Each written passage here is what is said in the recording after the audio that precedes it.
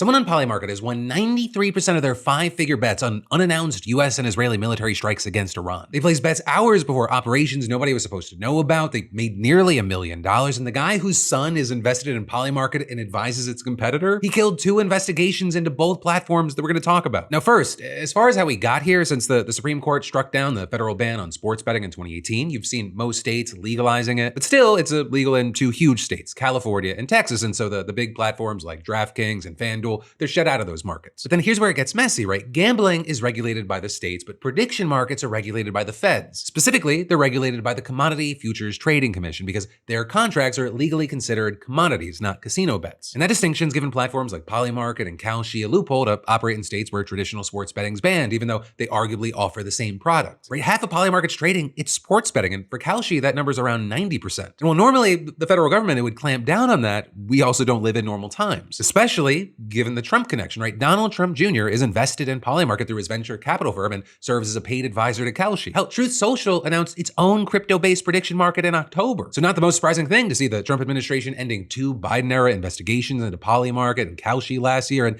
then it approved Polymarket to operate in the US, even though Americans had already been accessing the site through VPNs. Right? We're in this situation where the president's family has financial stakes in both platforms. The administration has killed the probes into both, and now the CFTC, they're actively arguing in court that only the federal government should regulate those markets, not the states that are trying to crack down on it. And that's big because the states, they're not just sitting there. Just last week, you had Arizona prosecutors charging Kalshi with violating its ban on elections and sports betting, a 20-count complaint. And then days later, you had a Nevada district judge siding with state gaming regulators and temporarily blocking Kalshi from offering sports bets there. And then also that same day, a class action complaint in Georgia accused Kalshi of breaking state law as well. But Trump's CFTC, they've jumped into these cases to argue that it should have exclusive authority over prediction markets. But then also with this, I'll say there's been pushback in Congress where lawmakers in both chambers, including even Republicans, have proposed legislation to rein the platforms in. But the latest bill coming from Republican John Curtis of Utah and Democrat Adam Schiff of California, and they're calling it the Prediction Markets or Gambling Act, and it would ban any platform regulated by the CFTC from offering sports and casino-style event contracts. But also, a big thing here is that the sports gambling angle is just a piece of it. One of the bigger issues is that Polymarket lets users bet on wars, natural disasters, and the deaths of high-profile figures. All of which, with Senator Chris Murphy putting it this way, asking, what does it do to our soul when questions of life and death become a commodity that we trade? What does it do to us spiritually when we can make money off of famine or a humanitarian disaster? The answer is that it robs us of a moral core that is essential to being a human. But then it also goes beyond the moral question because some people appear to be profiting off of these bets through insider knowledge. Right? You had Bubble Maps, an analytics company that tracks blockchain transactions, identifying one trader who's made nearly $1 million